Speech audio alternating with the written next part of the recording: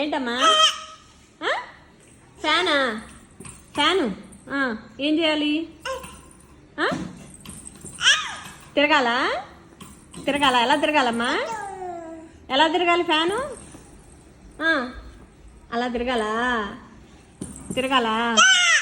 అలా అరిస్తే తిరుగుద్దా? అలా అరిస్తే తిరుగుద్దా? కొత్త టెక్నాలజీయా?